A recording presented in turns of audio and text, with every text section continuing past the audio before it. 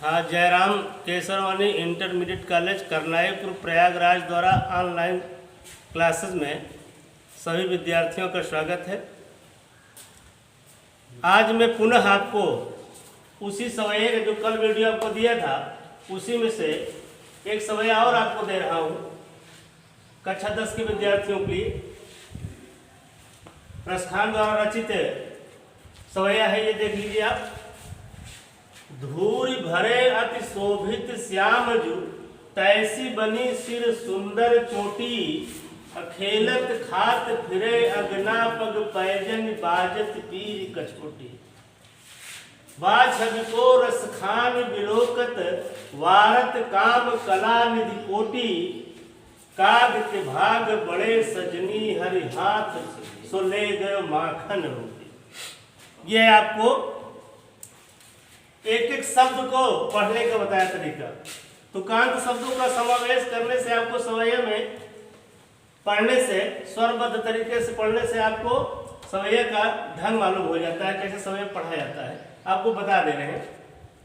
धूरी भरे अति शोभित श्याम जू, तैसी बनी सिर सुंदर चोटी, खेलत खात फिरे अंगना पग पैजन बाजत पीरी कछोटी।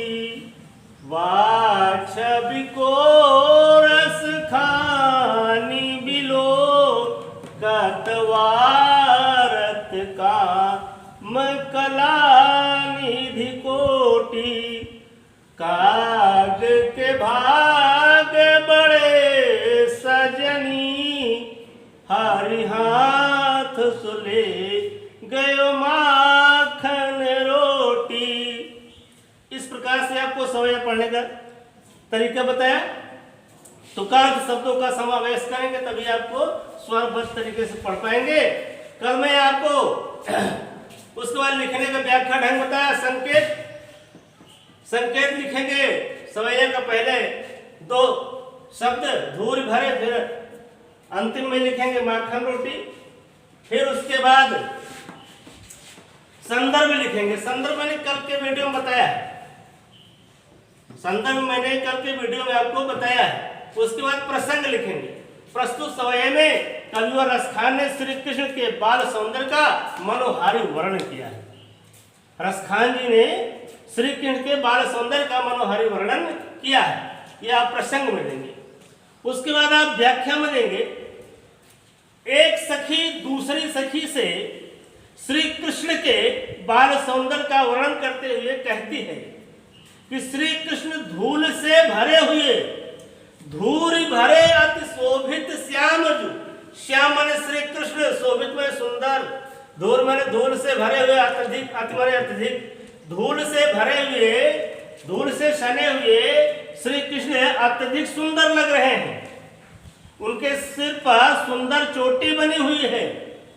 वे अपने घर के आंगन में खेलते खाते हुए घूम रहे हैं। उनके पैरों में घुंघरू बंधे हुए हैं और पीला कच्छा धारण किए हुए हैं।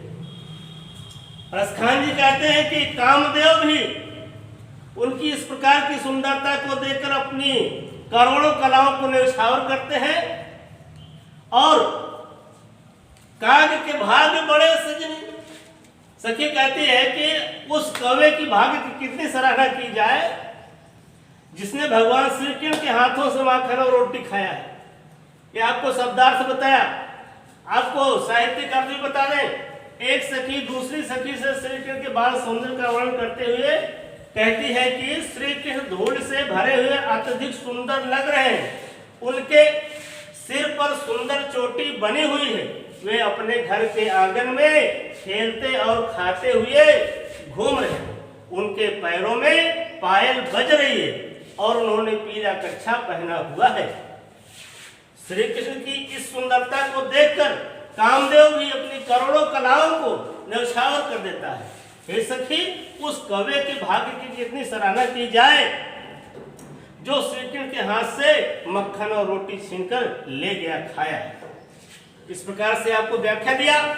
काव्य का सौंदर्य देंगे तो अति उत्तम होगा। भाषा ब्रज भाषा, रस श्रृंगार, गुण माधुर्य, अलंकार, अनुप्रास, छंद सवैया। इस प्रकार से आपको अगले वीडियो में पुनः मिलूंगा। तब तक के लिए आपको धन्यवाद।